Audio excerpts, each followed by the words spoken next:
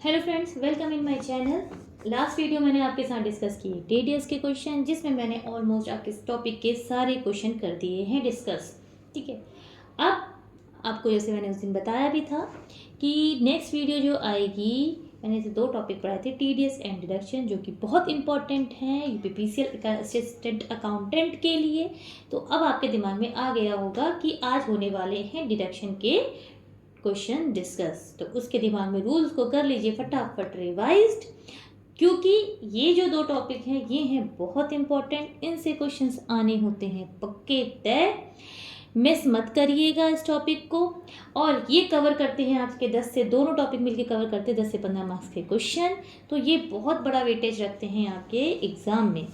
और इस टाइम पे यूपीपीसीएल का जैसे चल रहा है कट ऑफ, जैसे चल रही है प्रिपरेशन, और जो पैटर्न चल रहा है एग्ज़ाम का, तो आपको अच्छे से अच्छे मार्क्स लेके आने हैं। आप ये मत कहिए लास्ट ईयर अगर इतना था तो मैं इतना कर लूँ तो हो जाएगा।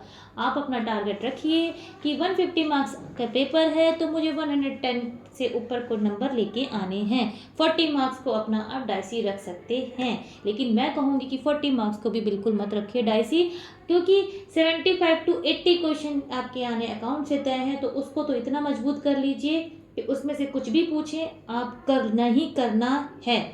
तो हम नहीं करते हैं अपना टाइम वेस्ट, बढ़ते हैं अपनी वीडियो में आगे। So let start with our question number 1। For the year ended 31 March 2022, Paresh ने रिसीव करी है सैलरी कितनी, 2,80,000 रुपये। उसने कंट्रीब्यूशन दिया है किसमें, प्रोविडेंट फंड में 59,000। तो उसने पूछा है कि भाई उसकी टैक्सेबल इनकम होगी कितनी। इसके जब तक मैं दिखा रही हूँ आपको option, please paper and pen उठाइए और इसके क्वेश्चन का कैलकुलेशन कर लीजिए स्टार्ट प्लीज़। ठीक है, फटाफट करिए क्वेश्चन स्टार्ट। जब तक मैं आंसर नहीं बताती हूँ,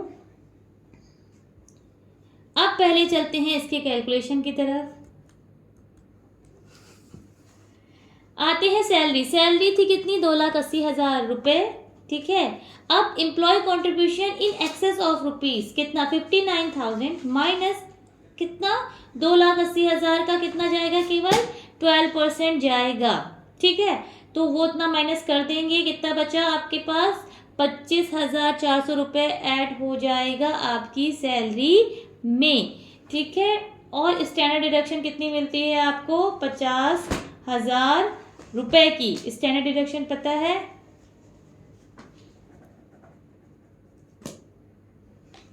स्टैंडर्ड डिडक्शन आपको पता है कितनी होती है, स्टैंडर्ड डिडक्शन होती है आपकी 50,000 की। देखिए, जब आप अपनी ग्रॉस टोटल इनकम का कैलकुलेशन करते हैं तो सबसे ऊपर आता है सैलरी।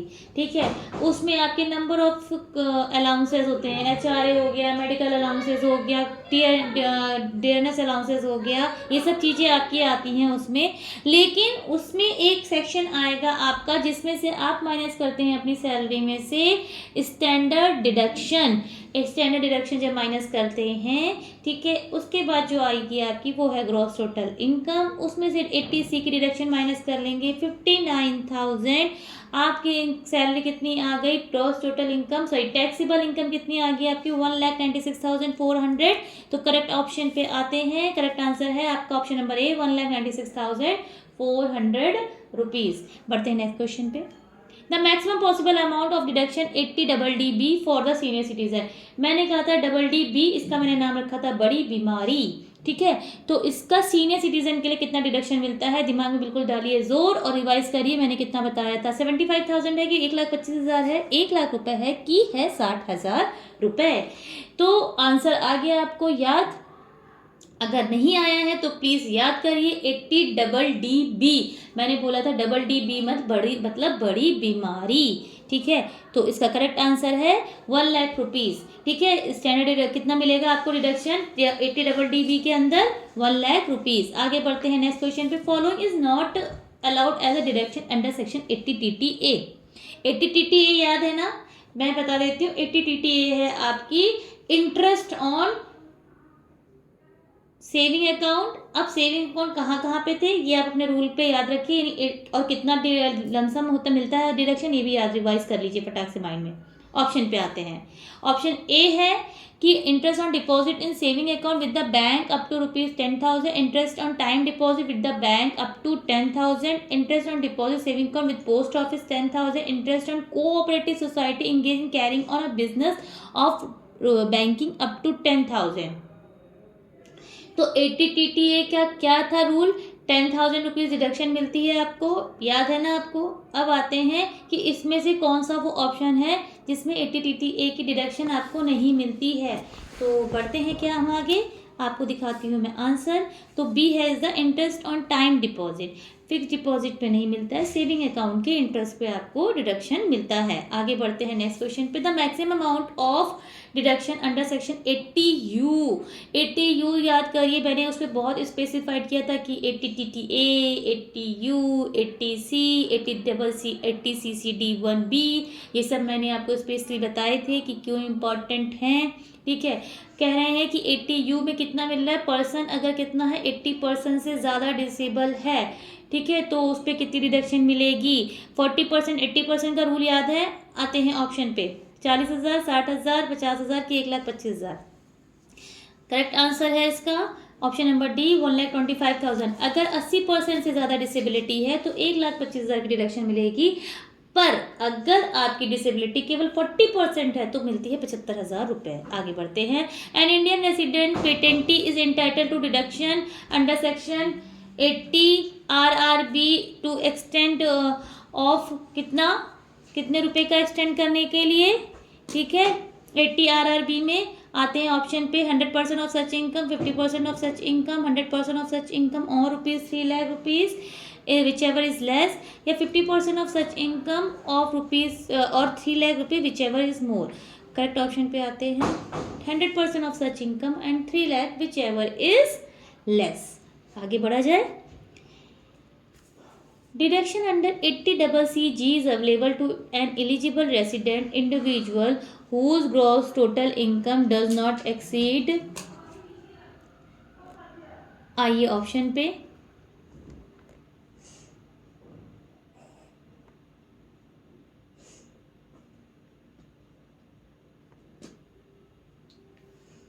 ठीक है, कितनी होनी चाहिए ग्रॉस टोटल इनकम किसके लिए, 80CC के लिए। दिमाग में कर लिया, जोर डाल दिया, आंसर याद आया, ठीक है। बढ़ते हैं आगे, 12 लाख रुपए होनी चाहिए। आगे बढ़ते हैं नेक्स्ट क्वेश्चन पे।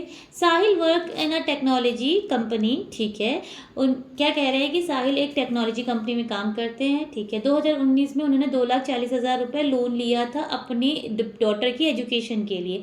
During the 2021 he paid interest कितना रुपीज़, 46,000 रुपये, ठीक है, towards the said loan and repaid the principal component ₹10,000। The deduction है that he can claim under 80E would be. सबसे पहले याद करिए, एजुकेशन लोन में यानी 80E किसका होता है, एजुकेशन लोन के लिए, उसमें कितना इंटरेस्ट का आपको डिडक्शन मिल सकता है, रूल याद आ गया। आते हैं ऑप्शन पे, नील, 24,000 रुपये, 46,000 रुपये की 10,000 रुपये। तो इसका आंसर है करेक्ट नील। क्यों है इसका मैं वैलिड रीज़न दूंगी, ठीक है। इसका वैलिड रीज़न ये है, इसलिए इसमें कुछ भी डिडक्शन नहीं मिलेगा कि डिडक्शन आपको तभी मिलता है कि अगर आपने हायर एजुकेशन के लिए लोन लिया है लेकिन वो एक अप्रूव्ड चैरिटेबल इंस्टीट्यूशन हो या फिर कोई फाइनेंशियल इंस्टीट्यूशन हो, आपके बैंक्स हो। उसने कहाँ से लिया था, अपनी कंपनी से लिया था, तो अपनी एम्प्लॉयर से लिया है तो उसको डिडक्शन नहीं मिलेगा 80E के अंदर। आगे बढ़ते हैं क्वेश्चन पे। Under section income tax act 1961, the which of the following can claim a deduction of any sum contribution during the previous year to a political party or electoral trust। आते हैं कितना deduction मिलता है उनको, option देख लिया जाए। किस में करते हैं, हु कैन क्लेम, ठीक है, local authority, individual, artificial juridical person या फिर नन ऑफ द अबव। तो इसका करेक्ट ऑप्शन है इंडिविजुअल। इंडिविजुअल ही को राइट है क्लेम करने का, उसे ही डिडक्शन मिल सकता है। आगे बढ़ा जाए। Deduction in respect of donation to national defence fund is allowed under section. Defence fund के लिए, नेशनल डिफेंस फंड में अगर डोनेशन दे रहे हैं तो उसका डिडक्शन आपको किस सेक्शन के अंदर मिलेगा, 80G, 80CCG, 80C और नन ऑफ द अबव। पहली बात तो बता दो, 80C तो किसी हाल में नहीं हो सकता। अब बचे दो ऑप्शन, अब आप सोच लीजिए। आगे बढ़ा जाए, ऑप्शन देखते हैं इसका। करेक्ट आंसर है 80G। ठीक है, 80G के अंदर आपको किसका मिलेगा, नेशनल डिफेंस फंड का डोनेशन में जो अभी आपने दिया उसका डिडक्शन क्लेम कर सकते आप हैं। आगे बढ़ते हैं। Raman purchase a residential house property in Ahmedabad on loan of rupees which interest is पे 50,000 during the previous year. He working in a Delhi and getting HRA of rupees 4,000 per month. He can claim exemption और deduction for. ठीक है, आते हैं option पे। Option देख लीजिए, पहले ध्यान से पढ़ लीजिए। ऑप्शन HRA मिलेगा कि इंटरेस्ट पेड मिलेगा कि दोनों मिलेगा, दोनों में से या तो एक मिलेगा। अब मैं बताती हूँ पहले इसका वैलिड रीजन। पहले ऑप्शन दिखा दूँ। ठीक है, करेक्ट आंसर है option number D, both HRA and interest paid दोनों मिलेगा। देखिए, जब आप अपनी ग्रॉस टोटल इनकम कैलकुलेट करते हैं तो सबसे पहले ऊपर लिखते हैं सैलरी। सैलरी के बाद आप उसमें डियरनेस अलाउंसेस, बोनस, ठीक है, कोई आपको अलग से मेडिकल अलाउंसेस मिल रहा है, ठीक है, आपको कई तरह के अलाउंसेस होते हैं, ड्रेस अलाउंसेस होता है, यूनिफॉर्म अलाउंसेस होता है, तो ये सब चीज़ें आपको मिल रही है, तो उसका कैलकुलेशन होता है। ठीक उसी तरह कैलकुलेशन होता है HRA का, जो कि आपकी इनकम का पार्ट होता है। तो उसमें HRA का कैलकुलेशन होगा जिसमें जितना एग्जाम्प्ट हो जाती है, बाकी एक्सेस अमाउंट जो होता है HRA का वो आपका ऐड हो जाता है आपकी सैलरी में, वो आती है फिर ग्रॉस टोटल इनकम। उसके बाद आप लो आपने लोन लिया है उसका आप डिडक्शन, ठीक है, आप इंटरेस्ट क्लेम कर सकते हैं। तो यदि वो किसका पार्ट हो जाएगा, डिडक्शन का पार्ट, तो वो क्या करेगा, उसको दोनों चीज क्लेम करने का राइट है। समझ में आ गया। आगे बढ़ते हैं। Which of the following can not claim a deduction for a loan taken to purchase a house property. कौन नहीं ले सकता है, देखते कौन नहीं ले पा रहा है। कर्ता नहीं ले पा रहे हैं। कर्ता क्या बोला, कर्ता जिसने हाउस प्रॉपर्टी ली है, किसके लिए, HUF के लिए। इंडिविजुअल ने ली है, पार्टनर ने ली है अपनी फर्म के लिए, और स्पाउस ने ली है खुद के लिए प्रॉपर्टी, या जॉइंटली दोनों ने जॉइंट में ले रखी है, या किसी एक ने भी ले रखी है। ठीक है, ऑप्शन सी है। ऑप्शंस पढ़ लिए आपके दिमाग में। इसका करेक्ट आंसर मेरे हिसाब से आ जाना चाहिए। इसका करेक्ट आंसर है ऑप्शन नंबर सी। ठीक है, partner in respect of property purchase by him. देखिए, कर्ता भी अपना सेल्फ के लिए ले रहा है, यानी HUF है तो सेल्फ के लिए ले रहा है, वो क्लेम कर सकता है। अब पार्टनर एक फर्म, ठीक है, पार्टनर ने किसके लिए लिया है, इन respect of property purchase by the firm, firm के लिए लिया है, वो क्लेम नहीं कर सकते हैं। आगे बढ़े। The monetary limit for the deduction in respect of royalty on patent received by the resident individual। ठीक है, कितनी लिमिट है, 1 लाख, 3 लाख की 5 लाख। करेक्ट आंसर बताती हूँ। करेक्ट आंसर है इसका option number B, 3 lakh rupees. आगे बढ़ते हैं। Raghu's father is dependent on him and suffering from 90% disability. ठीक है, रूल दिमाग में याद आ गया होगा, अभी इससे पहले क्वेश्चन में भी आया था। Raghu has incurred of amount 72,500 in maintaining a medical treatment of his father. The deduction he can claim income tax return for assessment year by stays। कितना क्लेम कर सकता है, 72,500, 50,000, 1,25,000 या none of the above। दिमाग पे जोर डालिए और सोचिए। करेक्ट आंसर याद आ गया, तो इसका आंसर है 1,25,000 रुपए तक।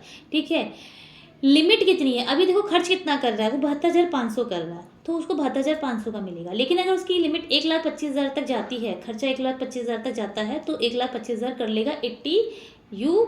आपको बताया था मैंने, डिसेबिलिटी 40% और 80%, तो 80% ज़्यादा है, 90% डिसेबिलिटी है ना। आगे बढ़ते हैं। A deduction in respect of interest on saving account under section 80 TTA shall allowed it with respect to saving account with किसके, bank, cooperative society, post office. मुझे हिसाब से तो तुरंत करेक्ट आंसर आपको पता चल गया होगा, तो ऑप्शन नंबर डी। बैंक में आपने सेविंग अकाउंट खोल रखा हो, उस पर इंटरेस्ट इनकम हो गई, पोस्ट ऑफिस में हो या कोई भी कोऑपरेटिव सोसाइटी हो उसमें आपने सेविंग अकाउंट ओपन कर रखा है, उसमें इंटरेस्ट इनकम है, तो आपको कितनी मिल जाएगी, ऑल ऑफ द अबव। इन तीनों में कहीं भी आपने ओपन किया तो आपको 80 TTA की रिडक्शन मिलेगी। 80 TTA mean deduction on interest, interest पे saving account, interest on saving account, FD मत जोड़ लीजिएगा। Deduction under section 80C can claim for a fixed deposit made by any scheduled bank if minimum period of a deposit is 5 years, 8 years, 10 years, 12 years। अच्छा, आपको मैं बताती हूँ क्या, fix deposit अगर आपने किया है, ठीक है, फिक्स डिपॉजिट किस में, एफडी अगर की है, टैक्स सेविंग एफडी कर रखी है, ठीक है, तो टैक्स सेविंग एफडी है तो 80C में उसका डिडक्शन मिलता है।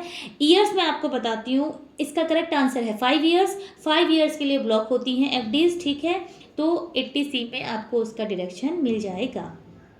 आगे बढ़ते हैं। When a person suffer from a severe disability, the quantum of deduction allowed under section 80U is, तीसरी बार क्वेश्चन रिपीट हो रहा है, ठीक है, तो समझ ली कितना इंपॉर्टेंट है। 50,000 75,000 रुपये, 1,25,000 रुपये, 1,00,000 रुपये, तो करेक्ट आंसर है 1,25,000 रुपये।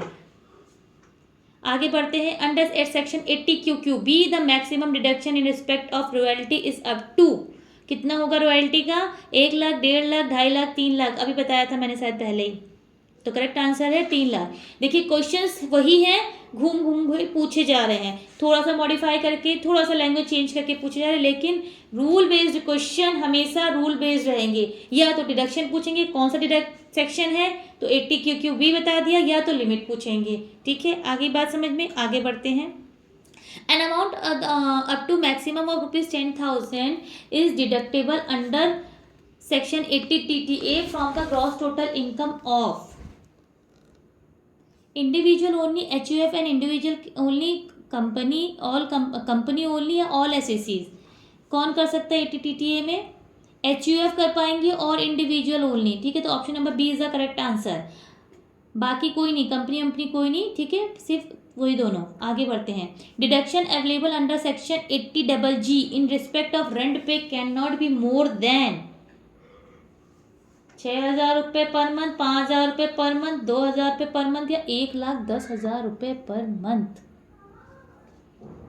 तो करेक्ट आंसर दिमाग में आ गया। तो कितनी होनी चाहिए डिडक्शन अवेलेबल, कितना मिलेगा, can not be more then, कितना होना चाहिए, 5,000 से ज़्यादा नहीं होना चाहिए, तो option number B is the correct answer. आगे बढ़ते हैं। Donation to university for research in social science is eligible for deduction act. I think इसका आपको आंसर पता होगा। डोनेशन कहाँ दिया, किसी यूनिवर्सिटी में, यानी रिसर्च, कोई रिसर्च यूनिवर्सिटी है सोशल साइंस की, 100% मिलेगा, 25% मिलेगा, 50% मिलेगा कि 75% मिलेगा। आगे बढ़े, आंसर बताऊं। इसमें आपको 100% डिडक्शन मिलता है, ठीक है। Next question.